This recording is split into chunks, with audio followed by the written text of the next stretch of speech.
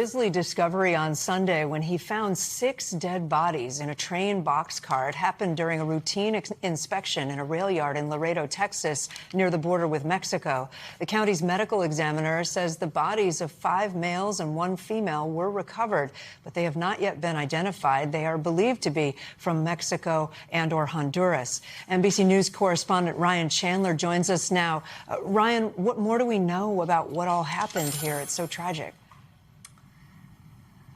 Well, Kate, it is. And unfortunately, it seems that all 6 of these victims died of heat stroke on a day that reached a sweltering 97 degrees down in South Texas. We're learning a lot more from the county medical examiner who told NBC this morning that we're learning more about the identities of some of these people. She told us that the 1 female victim was identified as a 29-year-old woman from Mexico. One of the male victims is a 24-year-old from Honduras.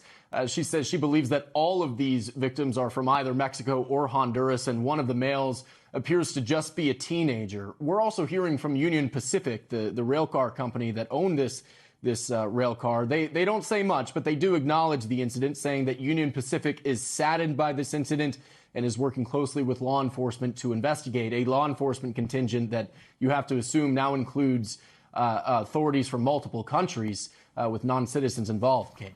Yeah, and so what are the next steps here, Ryan, as they try to gather all this information? Well, the medical examiner also tells us that in order to determine their identities farther, they have turned cell phones found on their persons over to Border Patrol to try and find any identifying information. They've also assessed their fingerprints to find where these people may have come from and try to find their families. I think the number one question for law enforcement at this point, Kate, is was this human smuggling? This reminds me of the tragic incident in San Antonio back in 2022 when dozens of people were found dead in a tractor trailer. We don't yet know the circumstances surrounding this, but it has to be at the top of investigators' minds. Yeah. Kate. All right. Ryan Chandler for us. Ryan, thank you. We thank you for watching, and remember, stay updated on breaking news and top stories on the NBC News app or watch live on our YouTube channel.